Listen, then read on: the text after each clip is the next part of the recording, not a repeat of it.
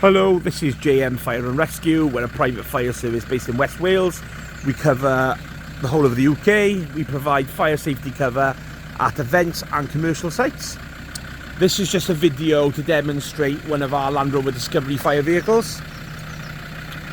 Just take you around the vehicle. So this Land Rover has a front mounted winch, which is helpful if you get stuck, or it could be used for freeing another fire vehicle that's stuck or for a rescue purpose. You'll note it's also got a snorkel. We do provide flood pumping cover for residential and commercial buildings.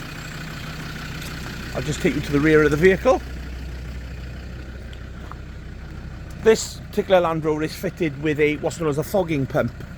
Now, the local authority fire service use this sort of pump for wildfires. So if you've got a station in a rural area where they get a lot of wildfires, you'll see a lot of vehicles fitted with these pumps, which could be anything from a Sprinter van, a Unimog, or a Land Rover or Hilux pickup, etc.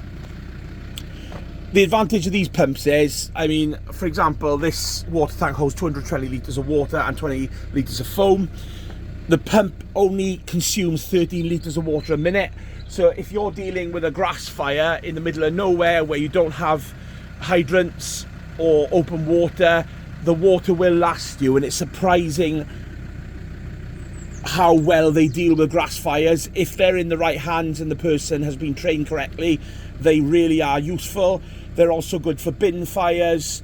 So as far as events, this would be handy as for a quick response to a bin fire or even a car fire. If you're interested, there are some videos on YouTube, which are not our videos, but are of companies who supply fogging pumps. Have put a number of videos up showing car fires being put out. I think there's a couple of grass fires and some other training ones as well to demonstrate the capability. Initially, before I was trained on these pumps, I was a bit skeptical about them, but having fought a fire with one of these, they are surprisingly capable. They do have their limitations with certain fires, but that's why we often tow a Bowser behind this vehicle, which has a standard instantaneous outlet on it, delivery, so that can handle a 45-70, and it's also got a hose reel as well. So then you've got the best of both worlds. This Land Rover, even with a Bowser, can get into most places. But I'll just close this door, and this vehicle does carry some other equipment. It's got a small pump for pumping from open water or for flood pumping.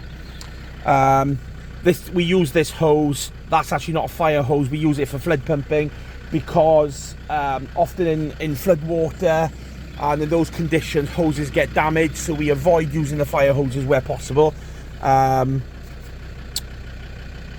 Here are the lances, a shorter and longer one for the fogging pump. You've got a standpipe key and bar. It carries a brush, a shovel. There's an AWG branch there. There's some cones the other side, some basic tools. I'll just go around.